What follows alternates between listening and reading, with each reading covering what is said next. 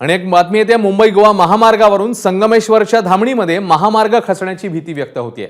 संरक्षक भिंतीचं काम अर्धवट झालंय। पावसामुळे रस्ता खचण्यास सुरुवात झाली आहे आणि रस्ता खचला तर महामार्गावरची वाहतूक ही बंद करावी लागू शकते। संरक्षक भिंतीचं काम हे अर्धवट झाल्यामुळे आता हा रस्ता खचायला सुरुवात झालेली आहे आणि जर पावसामुळे जोर वाढला आणि रस्ता खचला तर महामार्गावरची वाहतूक बंद करावी लागू शकते।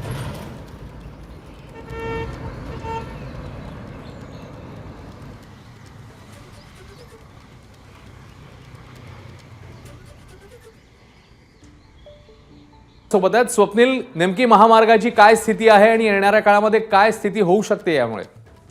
अश्विन, केवळ 2 ते 3 दिवस झाले कोकणात मान्सून सक्रिय झालेला आहे आणि या पहिल्याच पावसामध्ये मुंबई गोवा महामार्गाची जी दयनीय अवस्था आहे ती पुन्हा एकदा समोर येते।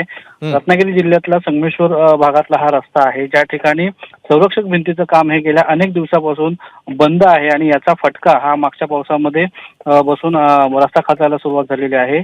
अशीच परिस्थिती जर कायम राहिली तर हा रस्ता पूर्णपणे खचू शकतो आणि मुंबई गोवा महामार्गावरची वाहतूक जी आहे ती पूर्णपणे बंद होईल।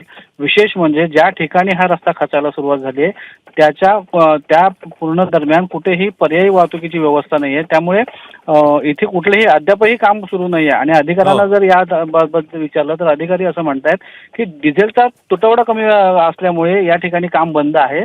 पण वस्तुस्थिती अशी आहे, पाऊस मुसळधार आहे, येत्या 4 दिवसामध्ये मुसळधार पावसाचा इशारा आहे। असं असताना त्या भागामध्ये जो भराव आहे मातीचा तो खचण्याची अधिक भीती तिथल्या स्थानिकांकडून व्यक्त होते आणि तसं झाल्यास महामार्ग हा पूर्णपणे बंद होऊ शकतो। अश्विन, स्वप्नील, धन्यवाद या सगळ्या सविस्तर माहितीबद्दल। एबीपी माझा, उघडा डोळे बघा नीट।